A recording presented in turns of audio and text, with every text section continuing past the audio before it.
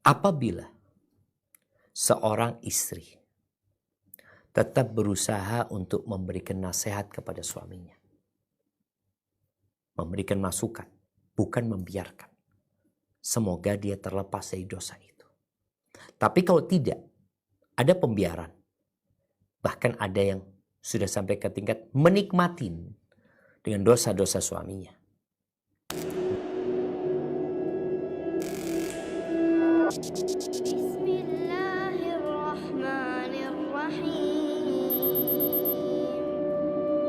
Assalamualaikum warahmatullahi wabarakatuh. Waalaikumsalam warahmatullahi Dari wabarakatuh. Kuala Lumpur, Ustadz.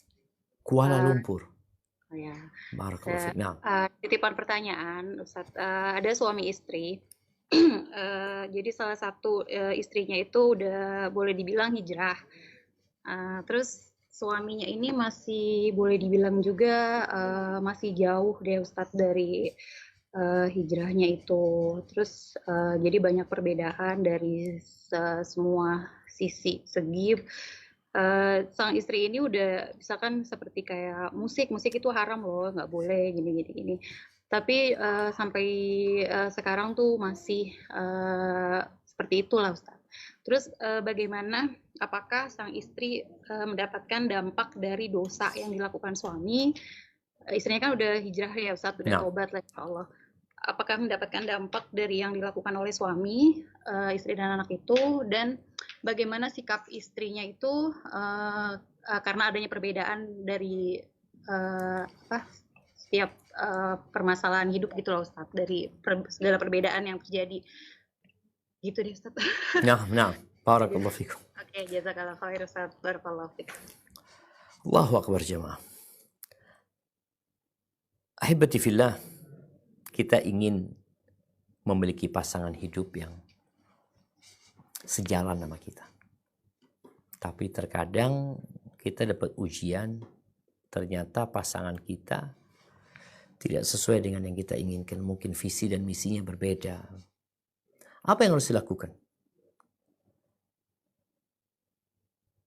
Tadi pertanyaannya, apakah kita akan mendapatkan dampak buruk dari kelakuan dia, dari dosa-dosa dia? Dia masih melakukan riba umpamanya. Dia melakukan berbagai macam kemaksiatan.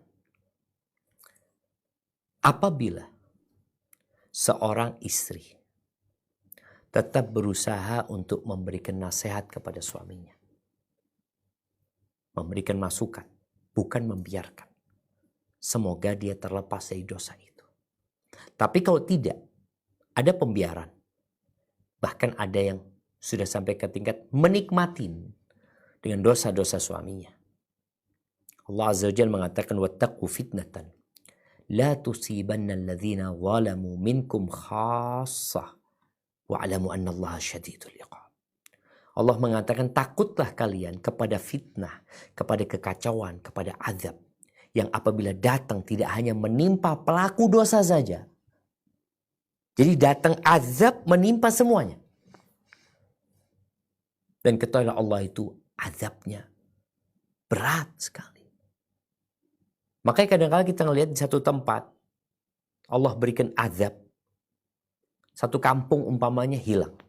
Padahal ada bayi di situ loh. Ada anak kambing, ada ayam yang mereka nggak turut berbuat dosa. Tapi terdampak dengan perbuatan dosa yang mereka lakukan. Maka jangan berhenti amar ma'ruf nahi munkar.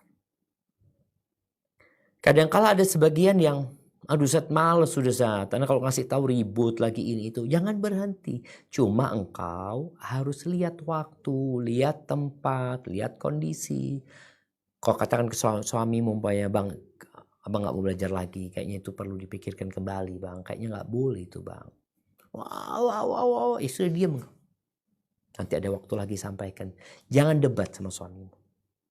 Engkau tinggal sampaikan, minta dia untuk introspeksi diri, minta dia untuk ngaji. Nanti dia marah-marah, kau diem, nggak usah dijawab. Selesai. Nanti ada waktu, sampaikan lagi. Karena kalau tidak tadi, ya akan berdampak kepada dirimu dan anak-anak. Iya. Boleh jadi azab turun bukan hanya menimpa suamimu, menimpa semua yang di rumah. Ketika seorang melakukan pembiaran. Dan doa terus dilakukan, usaha tidak boleh berhenti. Kita tahu bagaimana istrinya Fir'aun, punya suami kayak Fir'aun. Akhirnya dia dibunuh, tapi dia tetap dapat mempertahankan keimanan dia. Jangan sampai seorang istri luntur ya imannya, akhirnya ikut berbuat dosa juga sama suaminya, maka dia menjadi sengsara hidupnya di dunia dan di akhirat. Hadza wallahu a'lam bissawab.